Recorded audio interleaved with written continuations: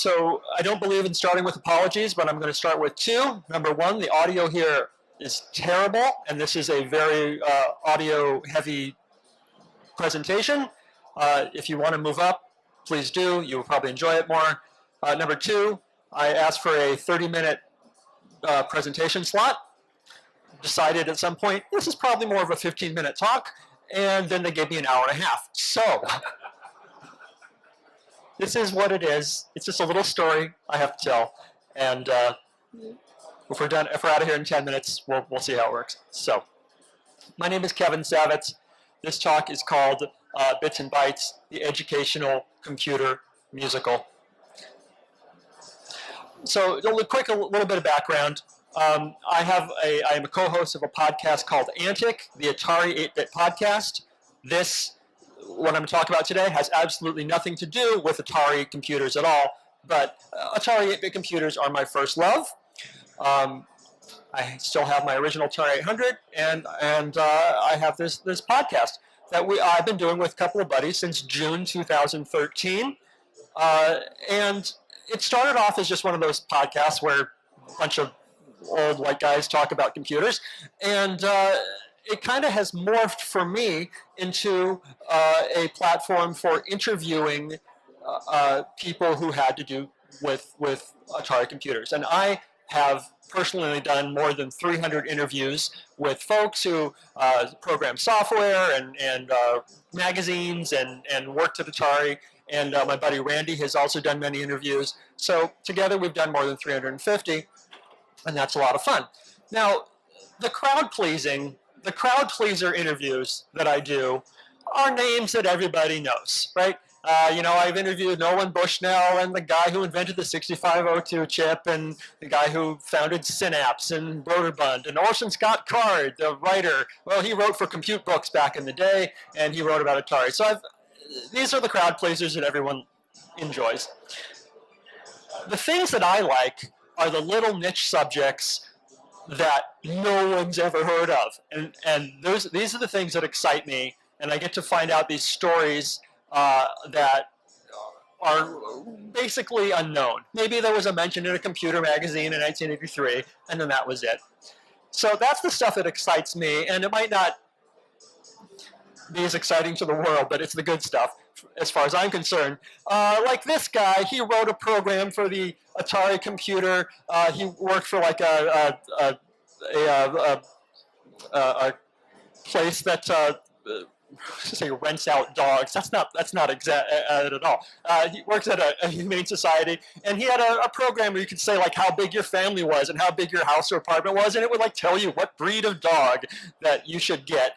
And that was a little program he wrote, and I got to interview him, and it was super interesting. I interviewed this guy, Robert Verleen, who had a pyrotechnics company. That, it's the kind of company that you wanted to set off a fireworks display on the 4th of July or your birthday or whatever. Well, he would come out and do that. The fireworks display was run off an Atari 8-bit computer, which he carried in a case, and it was battery powered, and it would run for an hour, long enough time to it was probably the first electronically computer controlled fireworks show.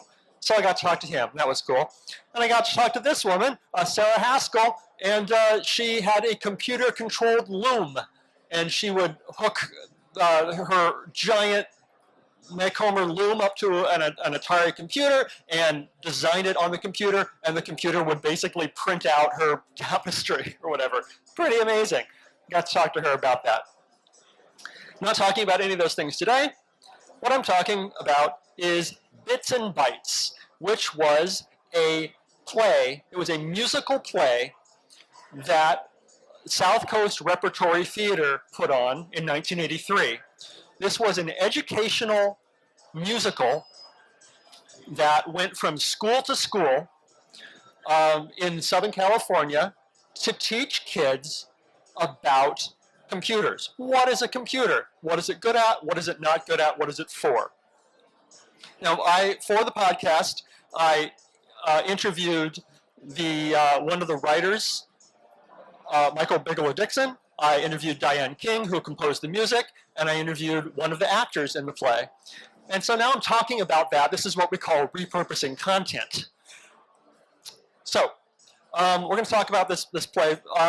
So, like I said, Bits and Bytes was this educational touring production. It was created by South Coast Repertory Theater, which is a professional theater company located in Costa Mesa, California.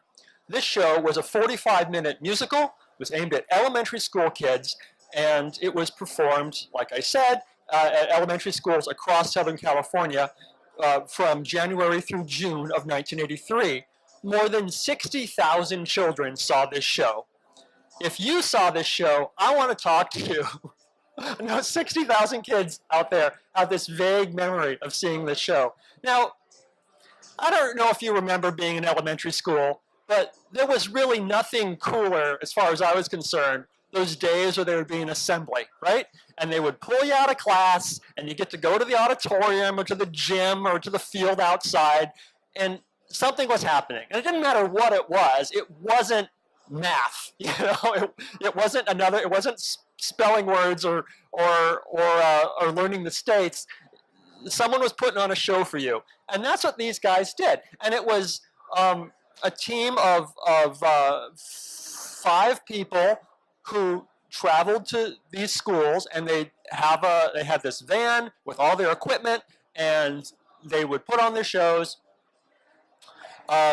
They would do 2 a day, typically. They'd go to a school, you know, do a performance before lunch, hop back in the van, go to another school. So that's how they managed to do 60,000 kids. They did, in the 6 months they were doing the show, 246 performances, which at the time was a booking record for South Coast Repertory Theater.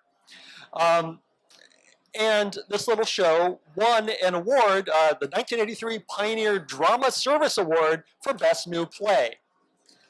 Now, why did they decide to do a play about computers? Well, they had done a bunch. They had this series of educational shows that they had done. I have a list of some examples here of ones they did before and after. Some of them are funny. They did one called The Fitness Game, which was a game show format to teach young children about being fit. There was one about nutrition, about eating healthy. That one was called Tomato Surprise. There was one that was very well regarded called Finding Home, and it was about the immigrant and refugee phenomenon going on in Southern California at the time. Everything is cyclical, I guess. There was one called The Right Self, which was about self-esteem, and there was one about problem solving, that sort of thing. So I guess at the end of 1982, they put out a survey to teachers and to parents and saying, what should we tackle next? And overwhelmingly, they said the response they got was computer literacy. Kids wanted to know about computers, teachers wanted to know about computers, so they wrote this show. And the show is what they called bell-to-bell theater, which at first I was like, I have no idea what that means, and then once you hear it, it makes perfect sense. This was a show that had to fit in a 45-minute session from when the bell rang to when the bell rang. So this was a show that was like 45, maybe 50 minutes. So that's how they could do it, 2 or 3 times a day. So let's talk about the show and what that's the cast and what they were trying to do. So number one, they were trying to educate about computers, and also they were trying to entertain. And so there was a cast. There is basically it's about a girl. It's about a naive girl who doesn't particularly care about computers, but she goes into a computer store and starts asking questions and getting educated about computers to find out what computers can and can't do. The girl is named Happy, and at the beginning of the play, Happy is not happy. Now, then there's Morton B. Norton, which is, as it's described right there in the thing, the quintessential snake oil salesman. He is the computer salesman at Computerama, and all he wants to do is sell this kid a computer. There's Bits and Bytes, which are they seem like cartoonish characters who are his assistants. It says assistants. I think they're the kind of people that hung out in computer stores in the 80s and because they had nothing better to do, and so there's these Happy people who help out, and then there's Happy. And then there's some shorter characters. There's a scene where an adding machine, filing cabinet, and manual typewriter lament the fact that they are now obsolete thanks to computers. So they're in there. The Bugs Brothers, which are of course bugs and programs. A couple of video game characters. There's a Pac-Man and Mr. Chips and a delicate slab of baked silicon. So this is the cast, and this was done by 5 people, and they would put on their show. The costumes were, I'll show you. I have a few pictures. Only a few pictures exist. The costumes were like a lot of big foam things that people would wear around, very colorful. You're trying to engage and entertain small children. So here's a picture of Morton B. Norton and Happy.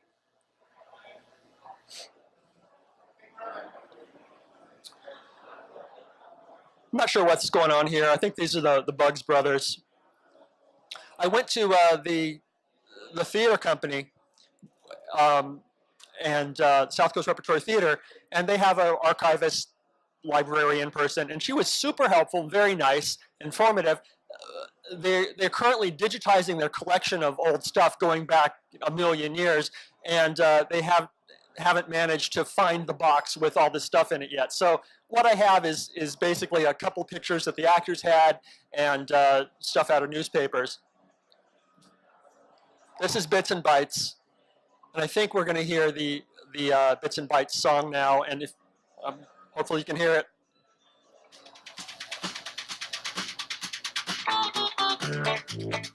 It's okay.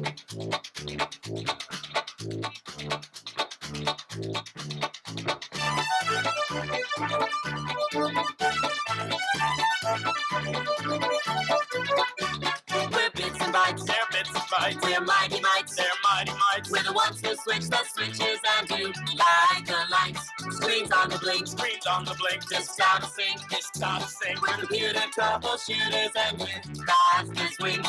We're each a whiz, we're each a whiz. Mr. and Miss, Mr. and Miss. There's every chance we simply are the best there is. We're brave and bold, they're brave and bold. We're solid gold, they're solid gold. And we help them sell computers to you till the song. It was that kind of thing. Now, I know. So every song is kind of done in a different style. They did a mix of there was pop music styles and kind of a doo-woppy one, and Diane King just did an amazing job of doing musical styles. Let me see if I can go back to this guy. I interviewed one of the actors. I did not get to interview this guy. Morton B. Norton was played by a man named James LeGros, he was in Drugstore Cowboy and Living in Oblivion, and he's like a real actor guy. And there he is. Anyway, so he wouldn't talk to me on Twitter. Here's Happy talking to a bug. There's a song about bugs in computer programs. I think it will play now. Stop the programs all to no avail. Brothers made their It's called Block. Hey, bugs, let's block. This program has been blocked by a bug. Kids tried to program out their bits and bytes, but the monitors were blank and the paper stayed white. The computers won't compute and the writers won't write, 'cause the bugs have got the logic functions locked out right. Block. Hey, bugs, let's block. Oh, let's block. Hey, bugs, let's block. Those kids had a shock when their circuits were blah, blah, blah, blah, blah, blah, blah, blah. When Laura was playing this part of a 14-year-old girl, she was 33 years old.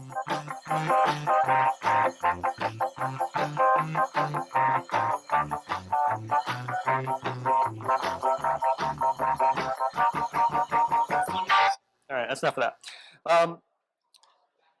The Los Angeles Times reviewed this They said, in some respects, the current show is the most impressive so far. Now that the computer technology has entered the home and workplace, as well as the shopping mall, it's noteworthy that a play can tell us how much more computers can do than launch missiles and gobble up space villains. Diane King composed such a fine score, which includes evocations of different eras in pop music, that it almost has commercial possibilities of its own. I asked Diane, I said, are you gonna, I said, you know, jokingly, are we gonna be able to get a revival of this play? Because the play is completely obsolete, of course. And she was just like, laughed and said, no, but she might repurpose the music because she forgot how like interesting it was. And she could maybe, she's still writing things, so she can do something with it. The LA Times continued, Laura Leva plays Happy, the girl who for a very long time is led to believe, along with the rest of us, that the computer will solve all our problems. That's a dangerous and depressingly facile notion whose emphasis early on far outweighs the author's concluding moral that computers only deal with facts, not feelings. Bits and Bytes humorously shows its audience of kids how advanced and widespread the computer revolution has become, and they can stand well ahead of their parents at its ramparts. Thank you.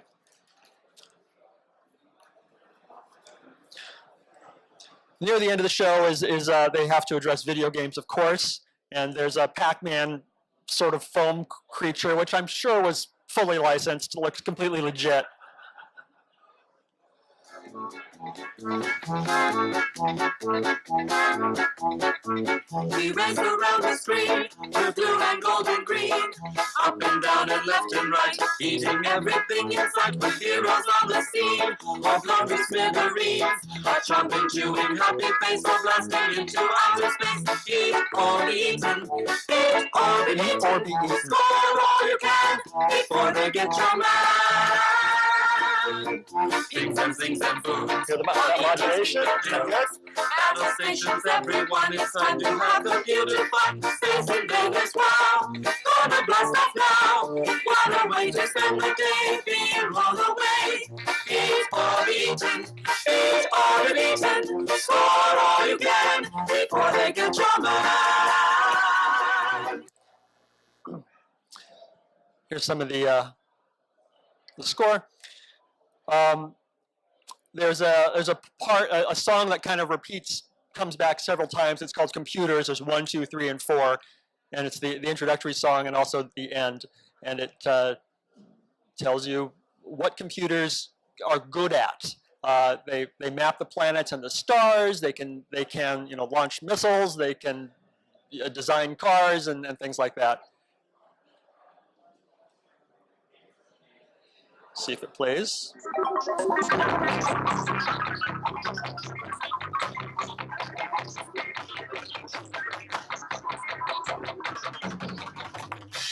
planets and the stars, use it for designing cars. Favorite newspapers, magazines, set the routes for submarines. Figure out when planes should land, routines for a marching band. Where police should look for crooks, how to be on gourmet goods. When to harvest this year's hay, how to fix to veggie Jane. It's your computer right away. Don't you wait another day. The writers had written an article. There was a study guide. I think I'll show it in a minute. There was 4 philosophical points for presenting children with the truth about computers in 1983. Number 1 was they were not going to anthropomorphize the computer, as like in sci-fi. The computer, one of their main points was a computer was not a person. A computer doesn't have feelings. A computer can't be your friend.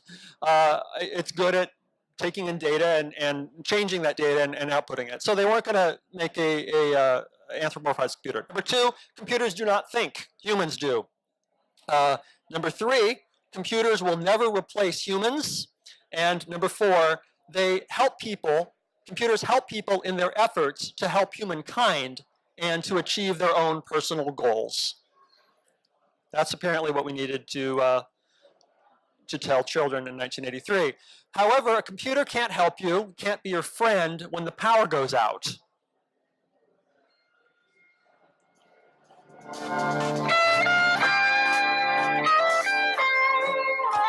a girl tells her terminal everything she knows, what she's supposed to do and nothing goes. When the circuits block and her program's froze, who's gonna love her when the power blows? Who's gonna love her when the power blows? I'm all alone and oh so blue. Got no one to tell my troubles to. Circuits are down from the overload. Who's gonna love me when the power blows? Who's gonna love her when the power blows? So the sorry, Diane King, who wrote those songs, also still had them on reel to reel, and she did me the huge favor of digitizing them, sending me the MP3s, which was amazing. That song, and a couple others, that song didn't have the audio. It had the chorus, who's gonna love you when the power goes, but the main lyrics were not there. And something happened when it was recorded or digitized or whatever. And so she brought her daughter into her home studio and recorded that for us. So that is a relatively fresh version of that. So this is Laura and the computer store guy with a bunch of kids who had just seen the show, and you'll notice there's a TI 99 4A, which was donated by TI for the production. TI went all out. They donated the 99 4A and the speech synthesizer and the expansion box, which was freaking huge, and a monitor and all sorts of software and documentation. And they took it. It was part of the set, and also they took it out and showed kids sometimes computers. They said in some of the more rural schools, the poor. That is my story of Bits and Bytes. That's all I have to tell you about it. Can I tell you about one other little thing? It's completely unrelated. First, any questions about Bits and Bytes before I switch topics for just a short thing that's going to disappoint you? Yeah. How much of this is available online? So I did a podcast episode that has some of the music and my interviews with 3 of the people involved with the play. You can find that at ataripodcast.com. Search for Bits and Bytes. You'll find it there. The play is not available online. The music is not available online. This stuff is still copyrighted, and the people who do plays have rules about they want to get paid, and God bless them for it. So I got the stuff through interlibrary loan. You can go to your library. I'm sure if you really want to read it, you can, but it's not online. Any more questions? All right, anyway. Like I said, I like to find things that are obscure. And I have one more thing, and this is a story that will leave you tantalized and then disappointed. You're going to be sad, and because you're going to want to know more, and I can't give it to you. Because no one from the secret underground computer lab will be interviewed. Nobody will talk to me about this. I found this article in the Washington Post. It said, in the world of young computer geniuses, bad guys get fame, but the good guys get the fortune. There are, for example, the 8 high school boys in Grants Pass, Oregon, who last year dug a 20 by 20 pit and stole $100,000 worth of equipment, including computers, video monitors, telephone equipment, electric typewriters, telephones, printers, and disk drives to set up an underground computer center. 5 of the 8 boys in the school's gifted and talented program had home computers. None had been in trouble before. This is in 1984. Now, you were a kid in 1984. I'm sure maybe you had a computer. Maybe you had access to a computer at your school. I'm sure maybe you, like me, dreamed of having access to your own personal computer lab where you could just play, well, I want a TRS-80, and I want an Atari, and I want a Commodore 64. I want to play with all the different computers. I want them all. Why do I have to have just one? It's not fair. Mom, I want a computer. These kids took matters into their own hands and decided to create their own computer lab with stolen computers. Here's another article, Bright Boys Steal to Equip Lab. And I cannot read the screen, but basically it said that these were good kids. Most of them were in the gifted and talented program. They were probably bored. They decided they wanted to set up their own lab. 8 bright and well-behaved Grants Pass high school students face juvenile court hearing today on charges they stole more than $100,000 in computers and equipment, plus 2 automobiles. It gets better and better. Students were accused of stealing computer equipment and television sets from the high school, a service van full of equipment from Pacific Northwest Bell, and another van from an auto dealership to transport the booty. The youths had dug and blasted with explosives a pit 30 by 20 feet around and 6 feet deep in a hillside a quarter mile from one of the boys' homes so they could lay a foundation for a computer lab. Josephine County Sheriff's deputies said the boys used chemicals stolen from the high school to make explosives, which they used in blasting the pit. The boys planned to simply enjoy the stolen computers as a hobby. Apparently, they were also going to steal generators to run this lab. This is the only picture. I told you this is going to be disappointing. You're going to be sad and disappointed with me in the end. This is the only picture that's available. And you can sort of see a room with a cop looking into it, and there's giant trash bags filled with something, and maybe there's some equipment in there, and you really can't tell what it is. But you know that it's this shot was taken at 8:15. So what happened to these boys? None of these boys would talk to me. I wonder why. I found most of them, and like, hey, were you involved in this thing? Crickets. So let's see what happened. I'm not using their last names. You could find them, but you know they clearly didn't want to talk about it, so I'm not going to embarrass them. Hugh N. was 16. He was sentenced to 8 days of detention, 250 hours of community service, and has to pay some restitution. A few days later, a week later, Victor, he was 14. He was sentenced. He got 8 days detention as well, 300 hours of community service, and he had to pay his share of the restitution. Next day, Michael, he was 16. He got 200 hours of community service, and he had to write this is oddly specific, a 1,500-word report comparing the main characters of Lust for Life by Irving Stone and Jude the Obscure by Thomas Hardy. A few days later, February 17th, Dewey, who was also 16, he's the guy who did this because he wanted to be popular. He had to write an essay as well. It didn't say what it was about. 8 days detention in kid jail, 250 hours community service. He had to pay some money too. A couple weeks later, March 2nd, Timothy M. He got off easy, I guess, with 500 hours of community service. And a week later, Eric, he was the leader of the gang, 8 days detention, 500 hours of community service, his share of restitution. So very, very similar for all of them. And a few days later, March 15th, Sean, 8 days detention, 300 hours of community service, share of restitution at $100 a month. Cameron, charges were dropped on Cameron. Cameron got off lucky. Cameron was the son of a Grants Pass police officer. I don't know if there was any connection there. The one person I talked to would talk to me off the record, and he was a police officer at that time. These guys, the people who worked at the school, either like got old and died, or just wouldn't talk to me, or I just couldn't find them. I found this one police officer who I believe was involved with the case. And this guy's just like, I did tens of thousands of cases. I was a police officer for 40 years. I don't remember this. He did not remember it. But I said, so what about the one kid? He was the son of a police officer. It's like, did somebody just like let him go and he was just like, oh no, absolutely not. We didn't do that. No, he must have not been very involved. And okay, all right. So that's my of that. I told you it'd be disappointing. I can't tell you any juicier details than what I could find in a bunch of old newspapers. But this is the kind of thing I enjoy doing with the podcast is finding these stories of little trivia bits, little niches in computer history that no one's heard of. Because we don't need another interview with Woz. We really don't.